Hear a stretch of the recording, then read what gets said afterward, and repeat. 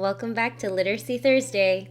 Today's lesson is going to be on the news report. The news report is the second long writing task that will be on the OSSLT.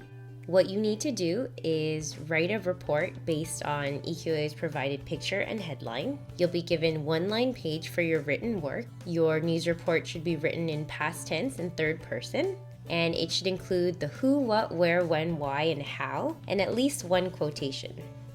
This here is an example of a task that was in a previous question booklet. As you can see, it contains a picture and a headline. So the headline is that students win the competition, and the picture is a bunch of really happy kids. Another thing to note is that nothing is marked in this question booklet, so all of your answers have to be transferred to the answer booklet. You could put your rough notes here or specifically on the rough notes page that's found in the answer booklet.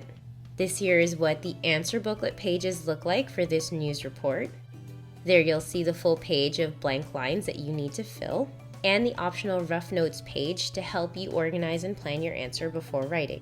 In terms of how a news report is organized, it kind of goes from the most important details to the least important. So it starts off with your headline, which is what EQAO gives you, so that's kind of like the title. Then you need to come up with 2 to 3 lead sentences as part of your first paragraph. That would include your 5 W's, who, what, where, when, why, and how. It would be followed by several body paragraphs that include supporting details and quotes, and you would kind of start from the most important details and you would just trickle down. And then it would end with your closing statements, and that's where you wrap up the story. And so to recap, so that you can see where these parts are in a news report, you've got the headline, which is provided by EQAO, students win the competition. Then your first paragraph should consist of your lead sentences, so who, what, where, when, why, how. Then you would have several body paragraphs that follow that include supporting details and quotes. And last but not least, you want to have a closing that just wraps up your news report. So let's go through a strategy that'll help you with your news report.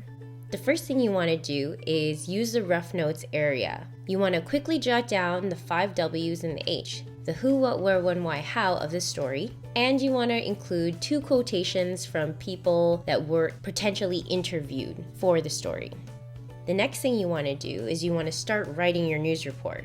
Your first paragraph should consist of 2 to 3 sentences that includes the 5 W's and the H. Then in your body paragraphs, you can begin telling the story in past tense third person. You start with the most important information first, trickling down to the least important information. You also want to make sure that you embed the quotations that you had included in the rough notes section into your body paragraphs. And last but not least, you want to have your closing where you wrap up the story. An example of a closing could be, for more information, contact ... Here are some tips to tackle the news report. You want to make sure that you use your rough notes for the 5 W's and the how, because it gives you a good foundation for your news report. You also want to make sure that the report is related to the headline and the picture. You should also break up the report into paragraphs and fill in all of the lines. You don't want to include any personal opinions. Last but not least, you want to proofread for spelling and grammar and to ensure that the report is in third person and past tense. These are pages that will be provided to you on the actual OSSLT, but to help reduce our ecological footprint, I did not photocopy them for you. The first page is from the question booklet where you see the headline and the picture. It states the task where you need to write a news report based on the headline and the photo. The purpose and the audience is to report on an event for the readers of a newspaper. The length would be the full page of line space provided in the answer booklet. The second page is the rough notes area where you can jot down the 5 W's and the H. This here is the practice that your teacher is going to give to you today. Don't forget to use the back page for your rough notes. Now is the time where you can pause the video and complete the news report. Once you are ready, resume to learn about the marking scheme. Now it's time to go through the assessment. Similar to the other long writing tasks, you're being marked on topic development. This here is an example of an unsuccessful score. There are lead sentences that mention the key information.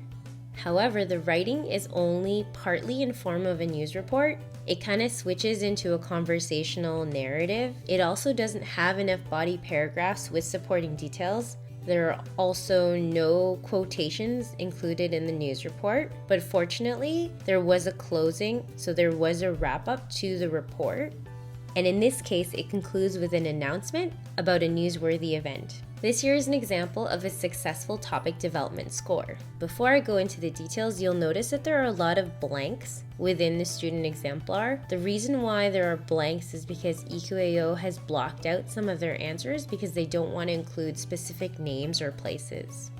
So this here is a successful topic development score because the response is clearly related to the headline and photo. It follows a news report format in the sense that it has the lead sentences, which are the 2 to 3 sentences that includes the 5 W's and the H. It has multiple body paragraphs that have supporting details. It also embeds quotations, and it has a closing.